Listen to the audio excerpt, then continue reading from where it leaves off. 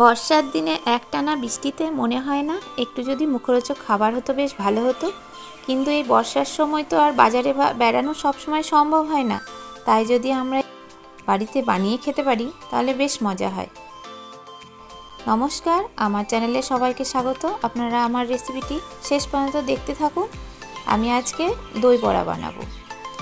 দই বড়া বেশ ভালো লাগে খেতে। আমরা তো দোকানে কিনে খেয়েই থাকি, কিন্তু ভাবলাম যদি বাড়িতে বানিয়ে খাওয়া যায় তাহলে কেমন হয়। এর জন্য আমি চাল আর কিছুটা পরিমাণে বিউলির ডাল একসাথে 1 ঘন্টা আগে ভিজিয়ে রেখেছিলাম। তারপরে এগুলো মিক্সার জারে আমি এগুলো পিষে নেব ভালো করে, খুব মোম করে পিষার চেষ্টা করব। এরপরে আমি একটা পাত্রের মধ্যে ঢেলে, খুব সুন্দরভাবে মোম হয়ে গেছে, এরপরে আমি একটা পাত্রের মধ্যে ঢেলে সামান্য পরিমাণে লবণ দিয়ে ভালো করে অনেকক্ষণ ধরে আমি ফেটিয়ে নেব। প্রথমে হাত দিয়ে ফেটিয়ে নিয়েছি, তারপরে চামচ দিয়ে, তারপরে 5 মিনিট আমি রেস্টে রাখলাম। আর এগুলো যত রেস্টে রাখা সময় পর্যন্ত এদিকে আমি দই বড়ার জন্য যে দইটা প্রয়োজন সেটা বানিয়ে নিই। এর জন্য দইয়ের মধ্যে কিছুটা কাঁচা লঙ্কা, কিছুটা বিট লবণ আর দিয়েছি চিনি, সামান্য পরিমাণে চিনি। এরপরে দইটা ভালো করে ফেটিয়ে বানিয়ে নিলাম। এবার আমি বড়া তৈরি করব। দই বড়ার জন্য যে বড়াগুলো দরকার সেগুলো আমি বানিয়ে নিচ্ছি। সাদা তেল প্রথমে গরম করতে দিয়ে দিয়েছি, গরম হয়ে গেছে। এবার ছোট ছোট করে বড়াগুলো আমি বানিয়ে নিচ্ছি। ইচ্ছা মতন আপনারা নিজের মতন সাইজ করে নিতে পারেন, ছোট বা বড়। আমার মনে হলো এই মিডিয়াম সাইজটাই বেশ ভালো লাগবে। এইভাবে লো ফ্লেমে দিয়ে বেশ লাল লাল করে ভালো করে ভেজে নেব। এই ধরনের মুখরোচক খাবার খেতে আমরা প্রায় সকলেই ভালোবাসি। আর যদি সেটা নিজে হাতে বানিয়ে বাড়ির সবাইকে খাওয়াতে পারি তাহলে তো একটা আলাদা মনে আনন্দ আসে। একে একে আমি বড়াগুলো সব ভেজে নিলাম।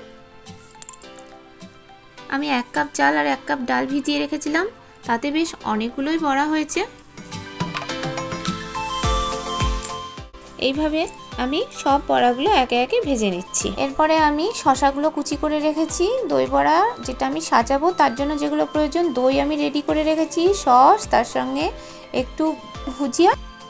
দোকানে হয়তো আরও বেশি কিছু মশলা অ্যাড করে, কিন্তু আমি যেহেতু বাড়িতে বানাচ্ছি তার জন্য প্রথমে আমি একটা কাচের বাটি নিয়ে নিলাম, তার উপরে আমি কিছু বড়া দিয়ে দিলাম। তারপরে টক দই, যে দইটা আমি তৈরি করে রেখেছিলাম, দইটা উপর দিয়ে অনেকটা পরিমাণে দই দিচ্ছি, যেহেতু দই বড়া টকটক মিষ্টি মিষ্টি টেস্ট, একটা সুন্দর টেস্ট আসে, তার জন্য উপর দিয়ে আমি দইটা ছড়িয়ে দিলাম। তারপরে উপরে আমি সসটা দিয়ে দিলাম। এরপরে আমি কিছুটা শসা, যেটা আমি কেটে রেখেছিলাম, শসাগুলো উপর দিয়ে ছড়িয়ে দিলাম। ভুজিয়া টাইপের যে চানাচুরটা সেটা আমি উপর দিয়ে ছড়িয়ে দিলাম।